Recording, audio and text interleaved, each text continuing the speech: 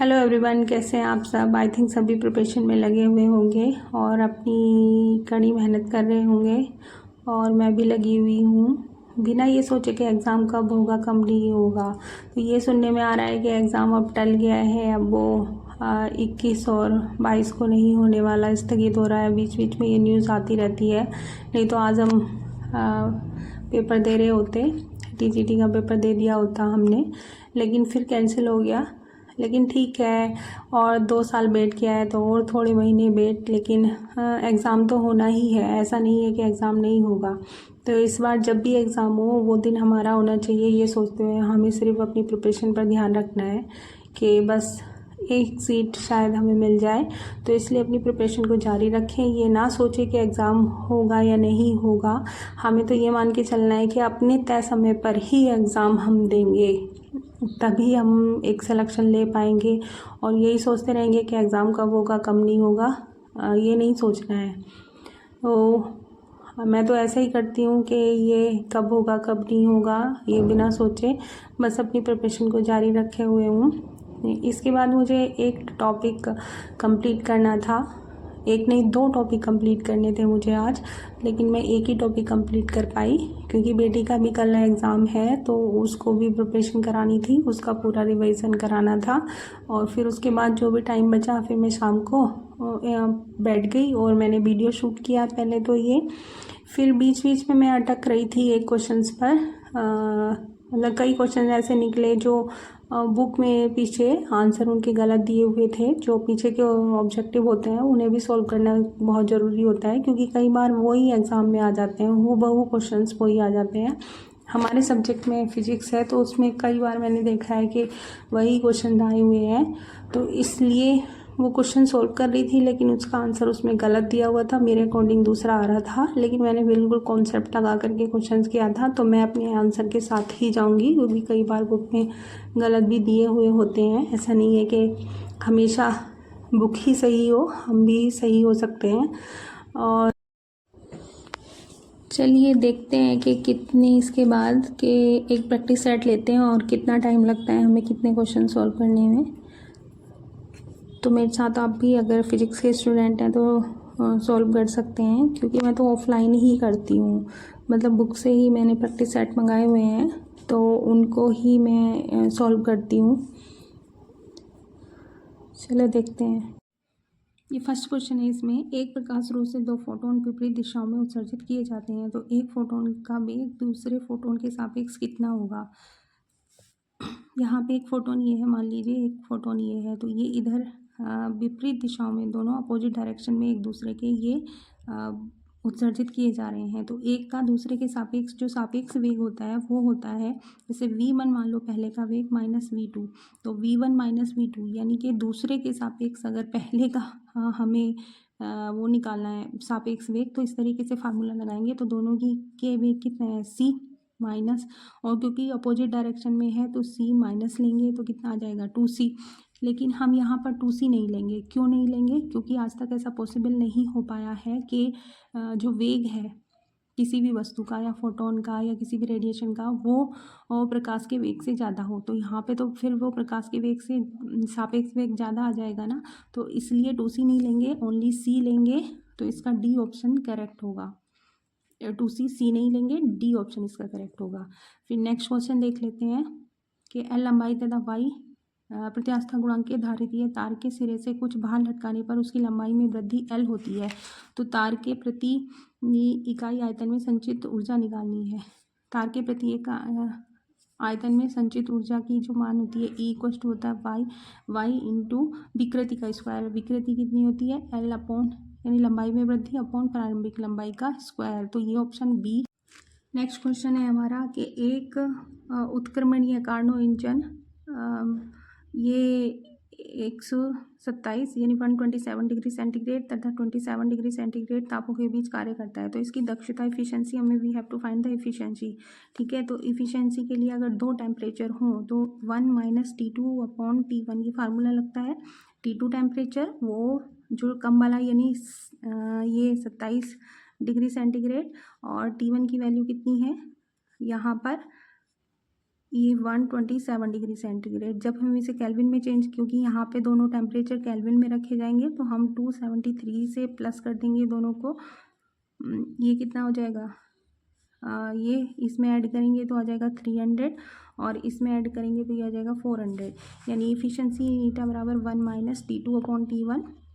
T2 की value 300 upon T1 की value 400। इससे ये कैंसिल हो गया तो कितना आया, 1/4 माइनस करके 1/4 कितना आ जाएगा, 0.25 ये परसेंट आ जाएगी इसकी। तो डी ऑप्शन इसका करेक्ट होगा। अब गुरुत्वाकर्षणीय क्षेत्र, जो गुरुत्वाकर्षणीय क्षेत्र होता है वो हमेशा कंजर्वेटिव होता है, तो ए, यानी जो गुरुत्वाकर्षण क्षेत्र होता है वो कंजर्व्ड होता है, इसलिए संरक्षित क्षेत्र ए ऑप्शन इसका करेक्ट होगा। और दूसरा नेक्स्ट क्वेश्चन है, ग्रहों की गति के संबंध में केपलर के तृतीय नियम के अनुसार सूर्य के परितः किसी ग्रह का परिक्रमण काल टी प्रोपोर्शनली होता है। तो जो परिक्रमण काल होता है T² इज प्रोपोर्शनली होता है उनके बीच की, मतलब जो रेडियस होती है केपलर के तृतीय नियम के अनुसार। तो टी प्रोपोर्शनली कितना हो जाएगा, टी प्रोपोर्शनली कितना हो जाएगा, 3/2 हो जाएगा ना। तो आंसर क्या आएगा इसका, 3/2, सी आंसर इज करेक्ट होगा। नेक्स्ट है, यदि किसी ग्रह के निकट वृत्ताकार कक्षा में चक्कर लगाते उपग्रह का कक्षीय वेग यानी उसकी ऑर्बिटल वेलोसिटी v0 तथा उसकी एस्केप वेलोसिटी ve दे रखी है, तो हमें पता है कि जो ऑर्बिटल वेलोसिटी होती है, जो ऑर्बिटल वेलोसिटी होती है वो होती है r g, ठीक है। और जो v0 का मान ये होता है, ve का मान जो होता है वो होता है √2rg, ठीक है। तो ये कितना हो गया, यानी ve बराबर हो गया √2v0। अब इसमें कोई ऑप्शन सही है क्या, तो हम v0 को इधर लेके आएंगे, v0 इक्वल टू हो जाएगा ve अपॉन √2, तो इसलिए सी ऑप्शन इसका ये करेक्ट होगा। नेक्स्ट है, द्रव की किसी गोलीय बूंद के भीतर दाब अधिक्य कितना होता है, क्योंकि दाब अधिक्य जो होता है यहाँ पे बता दूँ मैं, यानी कि जो दाब होता है वो कितना लिया जाता है, जो दाब अधिक्य होता है P इक्वल टू होता है 2T अपॉन R। तो ये क्या हुआ, P इज प्रोपोर्शनली 1/r हो गया ना, यानी एंटी प्रोपोर्शनली यानी व्युत्क्रम, त्रिज्या के व्युत्क्रम के, इसलिए सी ऑप्शन ठीक होगा। 10 ग्राम 100 डिग्री सेंटीग्रेड में पानी को मानक दाब पर 100 डिग्री सेंटीग्रेड की वाष्प में रूपांतरण करने पर एंट्रोपी में परिवर्तन निकालना है। 8 क्वेश्चन है, ठीक है। एंट्रोपी में परिवर्तन निकालना है, तो एंट्रोपी DS इक्वल टू होती है DQ अपॉन T, ये फार्मूला होता है एंट्रोपी के लिए। एंट्रोपी यानी पदार्थ में जो अणुओं की अनियमितता को दर्शाती है, डिस्टर्बेंस जितना ज़्यादा होगा उतनी एंट्रोपी ज़्यादा होगी, ये समझ सकते हैं। तो 10 ग्राम Q का मान कितना होगा, क्योंकि स्टेट चेंज हो रही है ना, 10 ग्राम 100 डिग्री सेंटीग्रेड के पानी को 100 डिग्री सेंटीग्रेड की वाष्प में ही रूपांतरित कर रहा है, तो M/L हो गई ना DQ का मान, और T की वैल्यू कितनी होगी, 100 डिग्री सेंटीग्रेड है, तो इसे केल्विन में रख करके चेंज करेंगे तो 373 आंसर आ जाए, वो रखेंगे T का मान। अब यहाँ पर M/L है, M की वैल्यू 10 ही रखेंगे, ग्राम में ही रखेंगे, क्योंकि जो हमारी लेटेंट हीट होती है L की वैल्यू होती है वो 540 लूँगी मैं, और ये कैलोरी पर ग्राम में ही होती है, तो इसलिए हमने इसको भी चेंज नहीं किया, इसको भी, लेकिन हम कैलोरी को इसमें जूल में चेंज करेंगे तो 4.2 से मल्टीप्लाई कर देंगे अपॉन 373। जब हम इसकी मल्टीप्लाई करेंगे, ये एकदम से ये कैलकुलेशन ही मेन है बस, 2 से 200, 2 4 जा 8 और 2 5 जा 10, सॉरी, फिर उसके बाद 4 0 4 2 जा 16, 1 कैरी, 4 5 जा 20 और 1 21, कितना आया, ये आया 0 8 और 6 2 2, इसे 373 से डिवाइड करना है। अभी कितने टाइम चला जाएगा, आई थिंक 6 टाइम, 6 3 जा 18, 1 कैरी, 6 7 जा 42 और 1 43, 4 कैरी, 6 3 जा 18 और 4 22, कितना आया 0 3। यहाँ पे ये 0 लगाएंगे, नहीं जा रहा है, अभी भी कम बैठ रहा है, तो पॉइंट लगाएंगे, फिर एक 0 बढ़ाएंगे। अब ये कितने टाइम चला जाएगा, 30 आ रहा है, तो 7 या 8 टाइम जाएगा, आई थिंक 7। बस आगे कैलकुलेशन करने की ज़रूरत नहीं है, इसी में हमारा देखते हैं आंसर आ रहा है क्या। तो ये आंसर सही है हमारा, क्योंकि यही मैच कर रहा है। यहाँ पे 0.8 आ रहा है, बस ए ऑप्शन इसका करेक्ट होगा। ओके, बस क्वेश्चंस में यही देखना है, हमें यही स्पीड बनानी है कि हमारे ये जो इतना बड़ा क्वेश्चन था इसे सॉल्व करने में कितना टाइम लग रहा है। ये तो इस तरीके के जो थ्योरी के क्वेश्चन होते हैं, जो छोटे छोटे होते हैं, वो तो इजीली सॉल्व हो जाते हैं। अब नेक्स्ट क्वेश्चन देख लेते हैं कि ये कह रहा है एक कि किसी गैस के रुद्धोष्म परिवर्तन में आयतन ताप संबंध होता है, और रुद्धोष्म परिवर्तन जो होता है वो होता है पी वी की power gamma equals to constant, ये होता है। ठीक है, किसी भी गैस के लिए, आदर्श गैस के लिए या किसी भी गैस के लिए पी वी की power gamma equals to constant, ये होता है। अब इसमें दिखाना है आयतन और ताप में संबंध। जो हम इक्वेशन रखते हैं, वैसे तो जनरली मुझे याद है कि टी वी की पावर गामा -1 ये रिलेशन होता है। अब होता कैसे है, पी वी इक्वल्स टू होता है आर टी, या एन आर टी ले सकते हैं आप, अगर एन के लिए ले रहे हैं मोलों की संख्या। तो यहाँ पर पी नहीं लाना है, तो पी की वैल्यू कितनी हो जाएगी, आर टी अपॉन वी। जब हम यहाँ पे वैल्यू रखेंगे आर टी अपॉन वी, और वी की power gamma equals to constant, R तो कॉन्स्टेंट है, इधर जाएगा तो वो फिर से कॉन्स्टेंट हो जाएगा, तो ये वैल्यू पूरी कॉन्स्टेंट, इसलिए टी वी की power gamma equals to upon V equals to constant. जब हम इसे ऊपर लेके आएंगे तो एक पावर माइनस में आएगी ना, तो टी वी की power gamma -1 equals to constant. तो ये रिलेशन होता है, सी आंसर सही होगा। अगर हमें निकालना है टी और पी के पदों में, तो वो होता है, यहीं से हम निकाल सकते हैं, पी वी की power gamma equals to constant होता है। अब हम इसे पी और टी के टर्म में लिखेंगे, पी वी के टर्म में ये है, और जो टी और वी के टर्म में ये है, और जो टी और पी के टर्म में निकाला है, तो वी नहीं लाना मुझे, तो वी की जगह क्या रखेंगे, पी वी की पावर एन आर टी होता है ना, तो वी इक्वल्स टू कितना होता है, R T V upon P रख देंगे। यहाँ पर रखेंगे पी, अब मुझे कितना है रखना है, आर टी अपॉन पी की power gamma equals to constant.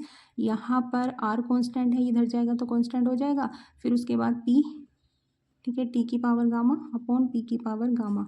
तो इसलिए जब इसे सॉल्व करेंगे तो ये नीचे आ जाएगा, यानी टी की पावर गामा अपॉन पी की पावर गामा -1 इक्वल्स टू कितना आ जाएगा, कॉन्स्टेंट। तो ये रिलेशन होता है।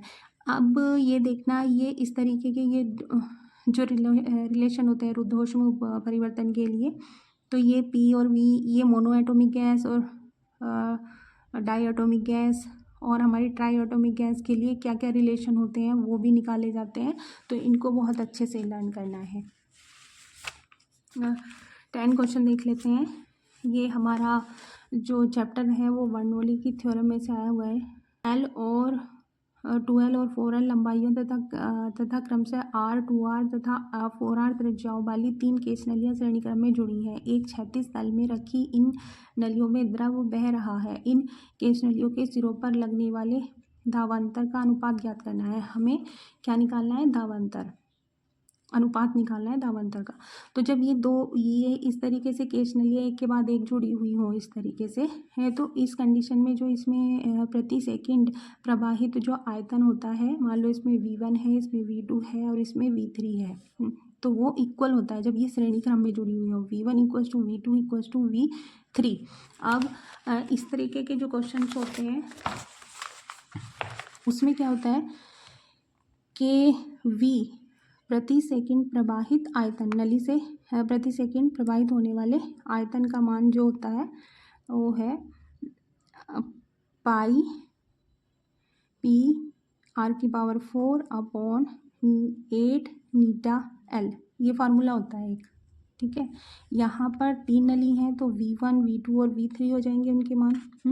और अब मैं इसमें P1 की वैल्यू निकालूँ अगर, तो V1 कितना हो जाएगा, ये इधर जाएगा 8 नीटा L1 और V1 अपॉन पाई R1 की पावर 4।